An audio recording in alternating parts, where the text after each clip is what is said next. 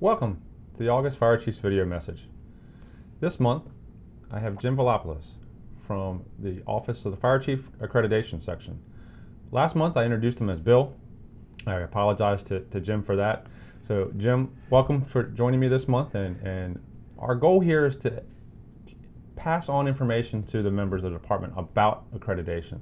Let's start with you. What's your background and how did you get to being part of MCFRS?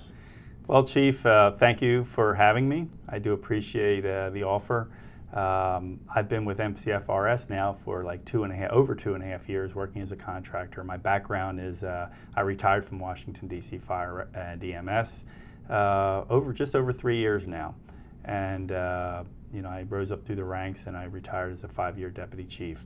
I had the opportunity to apply for this vacancy. I guess you guys determined that you wanted somebody to help with accreditation, and somebody got my name and emailed me, and I said, send me the information. They sent me the information. I read over it, and I submitted a proposal, and I guess sort of working as a subcontractor, I was brought on board with MCFRS. So yeah, it's been, like I said, it's been over 2.5 years. Yeah, and we're preparing for next year to go through accreditation again. We don't use the word reaccredited because you don't get re-accredited. Right. You get evaluated individually each time. So that'll be our third process. Prior to coming to MCFRS, did you have any background with the Commission on Fire Accreditation International? I did not. Okay, so in fact, there's nobody in this region currently that has that type of a background. Montgomery County's been accredited through the Center for Public Safety Excellence's right. Commission on Fire Accreditation International since 2007. Montgomery County was the first fire rescue agency in Maryland to become accredited. I believe it was Anne Arundel County. And as you know, every 5 years you have to go through this process, and CFAI kind of is dropping the term reaccredited, as you mentioned. You go through the whole process again. So every 5 years, agencies have to go through the process, and the process we can get into a little bit later. But after 5 years, I believe Anne Arundel kind of didn't go through the process again. Right. After Anne Arundel, I believe it was Howard County that was accredited, and they were accredited for 5 years, and they didn't go through the process again. Mm-hmm. Again, Montgomery became accredited, I think it was in 2007, and then we were due for reaccreditation in 2012. Accreditation, go through the process again. Right. And MCFRS put a team together and submitted, did the work, did the analysis, crunched the numbers, produced the documents, and in 2012, a peer assessment team from outside the region came in to validate all the work that MCFRS did in preparation for the 2012 accreditation. And they said that basically the documents and what they found were not in order, and Montgomery County Fire Rescue had to go into what's called the deferred status. Right. So being in the deferred status also comes with a whole bunch of recommendations that the peer assessment team said that MCFRS still needed to tweak up, show how they're now compliant. So for a year, you guys busted your butt essentially and produced an updated standards of cover manual and fixed issues that were non-compliant within the self-assessment. And Derek, Battalion Chief, now retired, Derek Anthony, was your accreditation manager. Right. And in 2013, a year after you were due for accreditation again in 2012, you guys were awarded accreditation again. It was then, Chief Lore that said, we treated this whole process like a project. Not a process. Right, and we tried to play catch up at the last minute to try to produce all the analysis and community risk assessment and show our numbers, our performance numbers at the 9th percentile for first arriving unit and effective response force. And we'll get into those, some of those acronyms and what they mean a little later. But essentially, you got the reaccreditation in 2013. As Chief Anthony was planning on retiring, Chief Lore said, as I remember, we really need to treat this like a process every day, integrate this whole accreditation process into our daily business processes. And that's where this position one of the came things open. is over a 5-year term, if you go dormant for 4 years in between accreditation and starting the process for the 4th year for the 5th year reaccreditation or reapplying, so much changes within the organization on a weekly and monthly basis. Call type changes, unit response plans changes, as we'll talk about. And that's the basis what Steve supported, the fact that the accreditation is a process and a continual activity within the department, not a project that can be done once every 48 months or once every 4 years. The county has strong support and a strong basis at the county government level for accreditation. County police have been accredited for many years now. The Department of Corrections is accredited as a correctional facility. And that level of support through the county executive demonstrates that the department is being held to a standard that's set worldwide. Can you articulate what the value is to the department, but also to the citizens for MCFRS to be accredited? Okay, you're absolutely right. Being accredited through the Commission on Fire Accreditation International shouldn't be taken lightly. I said I've been here working about 3 days a week now for 2.5 years. I don't feel like a lot of the firefighter ground support guys in the trenches really, they may understand, they may know you're accredited. Some may not even know we're accredited in terms of the whole agency. They know that the PSTA, the training academy, is accredited to teach ALS, things like that. But do they understand what it means for the whole agency to be accredited? So getting back to your question, the CFAI process is an internationally recognized standards of excellence process for fire rescue agencies. It's not to be taken lightly because it's so difficult and quite frankly time-consuming to prove that the agency can meet 220, 222, 240, I believe, performance indicators. And those numbers always change each year, they each fluctuate. edition. But I could tell you there's 86 of those 240, 242 performance indicators that are core competencies. And if you don't meet one of those, it's pass or fail. So MCFRS over the 5-year period has to show that you're meeting every one of those core competencies. And they're competencies that reflect every part of the business process of a professional, and a combination professional, all combination, all volunteer, whatever, department, okay? So the executive, the council, they believe in this process because it just doesn't, it's not you as the fire chief right. or the members saying, we're the best, we're the greatest. We're not setting a standard that we're holding ourselves to. Absolutely. We're setting the fact to the CFAI standards and the CPSE standards that we're holding the department to by striving and achieving the accreditation points. And there's only, like I said, 222 right now accredited fire rescue agencies worldwide. And when I say worldwide, that means Canada, and it means other parts of the world, quite frankly. A lot of the U.S. military bases are accredited in other parts of the world. So if it was so easy to do, there would be a lot more than 220 or so accredited fire rescue agencies. And so it's a form of transparency showing to your citizens and the workers, the visitors to this county that you guys are measuring yourself against international standards that are very stringent, and it's just validates everything that the agency does. While we're talking here, name a few of the other large departments that are accredited agencies. Houston has, I think, 2 million people. They're the largest, I believe, Houston. MCFRS is, I believe, the 4th largest in terms of population, protecting population at over 1 million residents in the county. Ottawa, Orange County, Florida is another big one. They may be number 3, I believe. And again, it goes from some Atlanta. very big departments to some also very small departments. Yeah, a lot of smaller departments, and it doesn't make it easier for the smaller departments to become accredited. They still have to meet the performance indicators, and quite frankly, a lot of the smaller departments don't have the resources that the larger departments do. So either way, all around, Chief Luer once called this whole process bone crushing. You know, in other words, it's not easy work.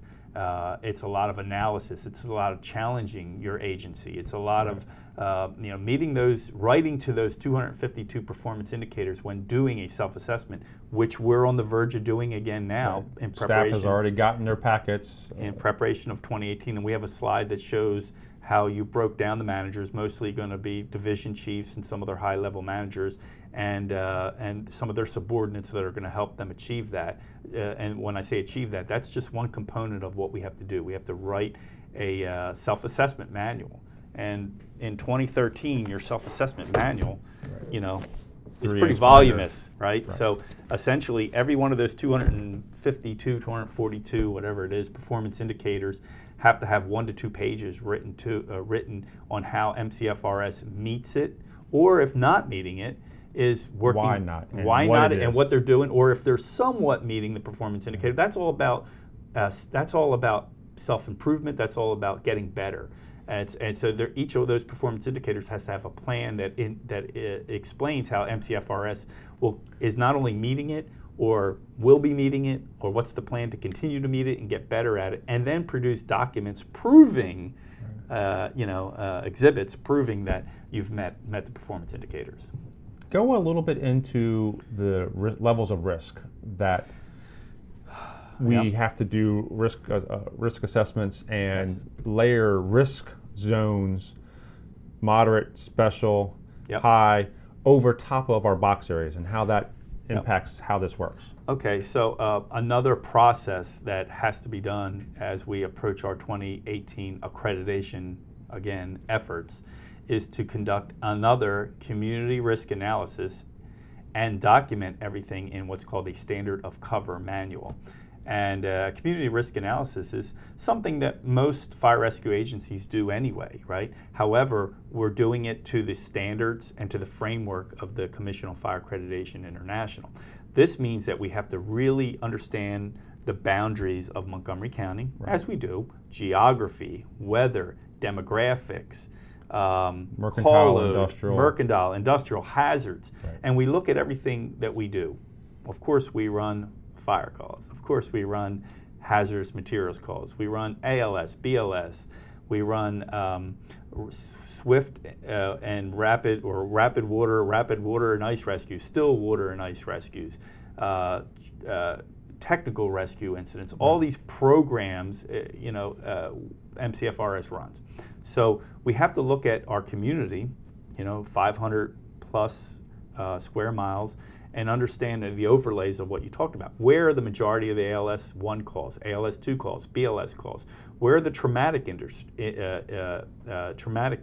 occurring? Where are the working fires? Many of the members in the street, they know where these calls are. However, as at a very high level, we need to show where our hotspots are, where our risks are the highest, what are availability and reliability of our units that we deploy to respond to those risks. How available are they? The more risks, the more hotspots, the more your resources are tied up, the more you rely on your outer peripheral units to supplement, and therefore your response time standards may go down. All these things have to be looked at a very high level, and we define our risks based on all those factors. We use GIS, right? Sarah, Kaus, Irely, Kaus, right? Sarah is phenomenal at helping produce our risk assessment, and I'll be leaning on her to help us do our one for 2018. You used availability and reliability. Those are two key words that we do a lot inside the accreditation activity. Availability is the first due unit, the home station unit of the correct resource available to respond to that incident. And how many times out of 10 calls did that unit respond to the call that it needed to be on? So that was the first due unit available. go into what reliability means. How reliability is related to availability. Well, MCFRS has goals and objectives for response times, 6 minutes, 8 minutes. Right. We call those goals benchmarks. CFAI, the Commission on Fire Accreditation International, calls those goals basically benchmarks. What's your goal? Benchmarks aren't really meant ever to be reached. Okay, because as you start to reach them, you create a better benchmark, strive a better to improve goal. them. Right. So one way we analyze our service delivery is through availability and reliability. And as you said, availability is when a unit is available in their box area to respond on calls that they're supposed to go on. Right. Okay, that gives you a percentage of how many times engine 701 or paramedic engine 701 is available to respond to calls within one's area. The percentage when they're not available, obviously, you would get that number. 19 other units would be filling in one's area. Now, when we speak of reliability, our baseline times are what we normally are doing today. So our baselines are maybe 10 minutes, 10 and a half minutes in metropolitan density zones for getting an ALS unit on the scene. So our reliability means that if paramedic engine 701 or medic 701 are out on other calls or are not getting to those calls meeting our baselines, then they're not as reliable. So we measure not only how many times they're available to run on calls, but how many times they're running those calls in their area and reliably getting to them within our goals, within our standards that we have established. So if we see the reliability factor going down, that should be a red flag for us to maybe figure out why, or maybe there needs to be another ALS unit in that area to help supplement. And that would be analogy to the 2500 call flag that was used for many years. You know, a unit, whatever breed, running more than 2,500 calls in a calendar year is indicative of high volume, high percentage that unit is unavailable for other calls within its response district. And we have, a dozen EMS units, ambulances, 2 ladder trucks, a dozen engine companies today that are over that 2,500 call mark, and we clearly have communicated that there's a need to improve that by infill stations to break up response areas by making smaller response areas, which will reduce that. We've talked many times about more EMS capacity, flex units, and or the ability to have additional EMS transport units, which would provide us the ability to reduce those. And so availability and reliability is a similar measure to that, units more than 2,500 calls. When you break up all of our response plans, and there's several hundred response plans inside MCFRS, box alarm is one thing and adaptive is something else, an ALS1 call or an ALS2 call, but then we get to auto fire or brush fire, dumpster fire, electrical hazard issue. We have, an A1F and A1N. We have the FFA. While we talk about this slide will kind of give some general parameters. So how would you classify the low risk fire calls, and what goes into an example as an A1F? Okay, thanks for bringing this up, Chief. Again, for 2.5 years working part-time here, my goal was really to understand, learn the process, learn MCFRS, and as I dove into reading the standards of cover and the self-assessment manual that you produced in 2013, and the manuals from CFAI that guide how we're supposed to do these analysis, I realized that our standards of cover most applicably determined our risk factors, as we spoke about earlier. And for instance, Fire Full Assignment, FFA. So that's an acronym, that's a term that's well used and understood by MCFRS personnel. We wrote in our standards of cover that for a Fire Full Assignment, and based on our time to task analysis, we want 5 engines, 2 aerials, heavy rescue, 2 chief officers, and an EMS transport unit on what we believe to be smoke or a structure on fire. Right. Okay. We also determined through our risk analysis, and it's documented in our standards of cover, high-rise incidents get a 3rd truck, and non-hydrogen areas get 3 tankers in addition to that complement of units. We consider those special risk factors. So FFA, special risk high-rise, is one of our acronyms. FFA-NH, non-hydrogenated area, is another acronym. You speak about adaptives. MCFRS terminology, adaptive means a 2-in-1 response, right? Maybe a contained appliance fire, an inside gas leak, things like that. However, reading the standards of cover in 2013, the last one you produced, I'm reading about single engine, single unit responses as adaptives, but we weren't measuring them. So, with your blessing, I created these acronyms that kind of were like adaptives, but reduced assignment adaptives. Mm-hmm. It's not a terminology. When you hear A1F or A1N, nobody understands what that means. So I'm glad you brought this up, because part of this whole interview process, in my opinion, is to help institutionalize these terms right. through the general membership. So I created this thing called A1F. A1F is basically a single engine response to report of a trash fire, car fire, something on fire. MCFRS has response plans, as you mentioned, hundreds and hundreds of response plans in the computer-aided dispatch system, right?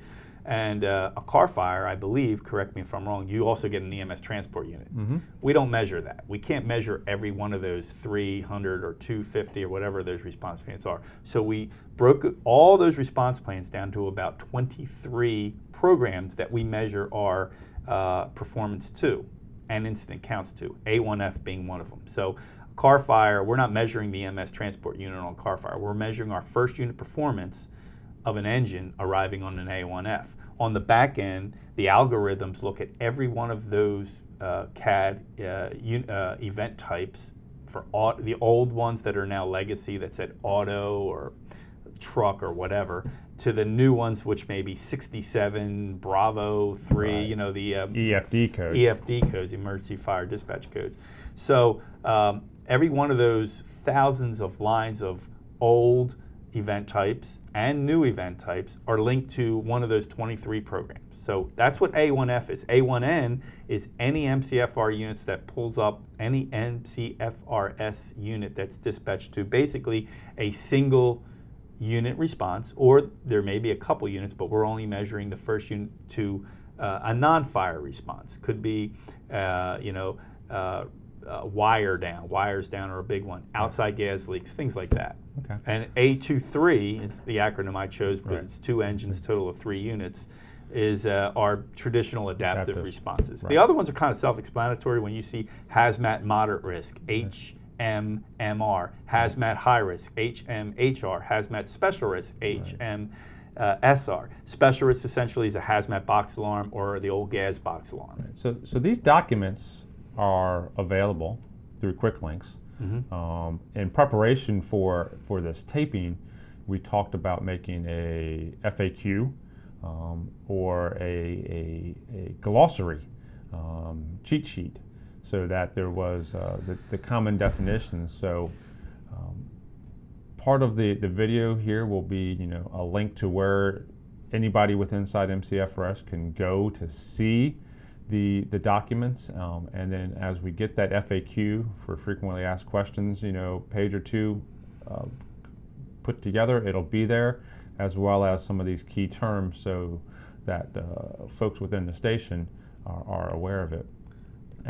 As we push forward, the element about being self-critical to the department is what allows us to improve upon our activities.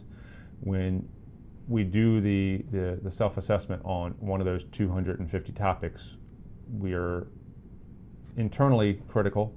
Did we or do we have the right information there? And then when the peer review group looks at it, those are, as you described, leaders within the fire organizations from across the country, from accredited organizations who come out, know the fire service, review the self-assessment, review and talked to the men and women within inside the department, not just those that wrote the self-assessment manual, but other personnel throughout the stations and the different work sites, and then validate what's in paper of 300 and 400 pages here is what he or she sees, out and about at the station. So clearly, our process of education to the folks within inside the department is to educate that we're accredited for the benefit of both our personnel and the citizen and the public, because we're holding ourselves to this international standard, and that it allows us to measure to a much more detailed level of risk. What would be your plans moving forward? Well, yeah, absolutely. I think, and I mentioned this a little earlier, institutionalizing this whole process is so important, right? The peer assessment team, and I served on as an observer on a recent peer assessment team in Cherry Hill, New Jersey, back in June, right? The peer assessment team will go out and speak to the firefighters on the street and ask them questions. If they don't know what an ERF is, an effective response force, they're going to say, what does MCFRS to do to institutionalize this process? It's so important that it's institutionalized, meaning that everyone understands the importance of it and understands what they can do to help support it, what it means to them. So part of this process, part of this fire chief's message that we're doing today is getting that message out. You mentioned quick links. Absolutely. We're going to put a frequently asked question document in there. Currently, I can't overemphasize how important it is for members to take the time, and this is voluminous, but your new, a fully approved master plan up until the year 2022, and I'm going to give a shout out to Planning Manager Gucek, is phenomenal, right? It really has integrated the accreditation process into the master planning process, which was a recommendation from the 2013 report. So even though MCFRS was accredited again in 2013, there's a report that gives a whole bunch of recommendations, and one of them is continue to integrate things like this into the future master planning process, and it really has done that a really good job. The members on the street, there's things they can do also to help with accreditation, and it could be as simple as when you come back from an incident and you do your incident and or unit report in Fire App, take a look at your times. I can't overemphasize, because I'm really into the details and weeds and the data mining of your data. I can't overemphasize how important it is to take a look at your times, because we all understand, and as a firefighter I understand, the important thing isn't hitting the button necessarily when you pull up on the scene. Yeah, it's your requirement, I get all that. It's more important to establish a water supply, give a good size up, layout, all those things trump all that, right? However, on the back end, when all that goes away, you're looking at numbers and it looks like you're at the 90th percentile, some of your response numbers are not looking good, and then I dive way into the details and I'm like, well, it didn't really take this particular unit 40 minutes to get there, or maybe it did, okay? And I reach out to the doc, who reaches out through the chain of command back to the company officer. Yeah, it was one of those deals where the MDC was knocked offline, or they accidentally forgot to hit the stupid button, but they can fix it. So I'm just asking all members to take a look at your on-scene, your AOS timestamps, and if it's whacked out, I'm not saying fudge it. I'm saying make a legitimate best guess estimate. If you pulled in behind the truck or pulled in behind the chief, use the timestamp of that unit that you pulled in behind. And that's what has led to ECC asking the question. Absolutely. Hey, engine 701, is ambulance 701 on the scene? Yeah, and that's helped. And when did they get there? Okay, you've been there for 3 minutes. When did you get there? We got here 5 minutes ago, because ECC recognizes that unit hasn't gone on scene. Prior to having to do it on the back end by yourselves and the folks at the station, ECC's working to ask that unit, hey, is that specific unit on the scene, and approximately when did you get on the scene? Because we're doing it, and that's the point. So I really appreciate the information. There's a lot of training that we all are moving into as well through the commission, and I hope that people get information out of this, and as well get some information out of the resources that get put on quick links. Well, thank you again. Well, I didn't thank you formally in front of the camera here, but thank you for allowing some of these accreditation documents to be rolled into the Master Firefighter and Lieutenant's exam.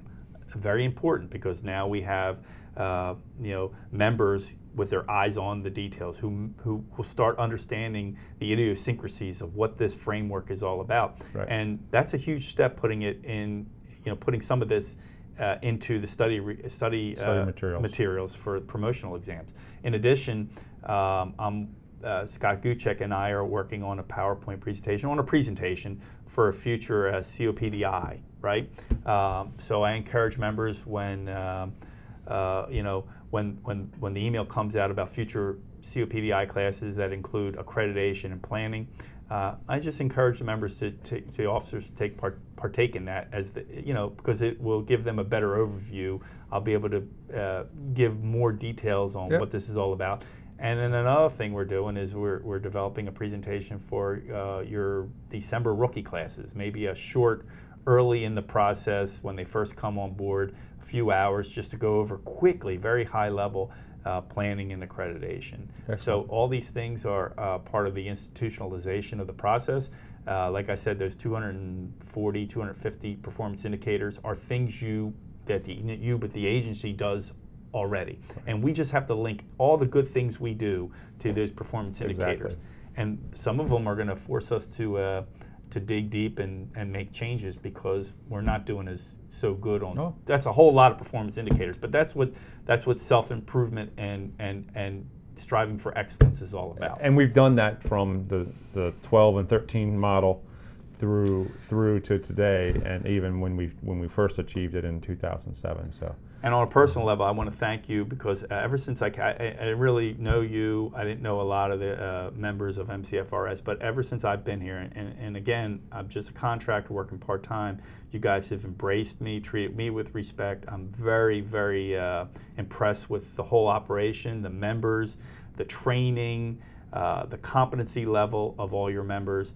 I'm invited to sit in on division chiefs meetings, and I just want to say thank you for showing me the respect, and I've really enjoyed my time here, and I enjoy working with you guys a lot. And as I said, the county government supports and has a high value to accreditation, and that's what allows us to provide it as a process and a core day-to-day activity inside MCFRS. So Jim, thank you for coming.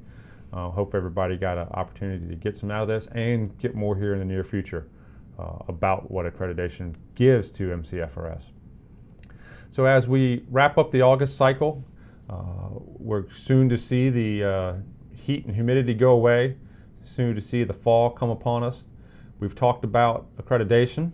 We've talked here before about ISO coming back into town, and October being our reevaluation of our insurance service rating and how that has an impact as well to our organization as a whole.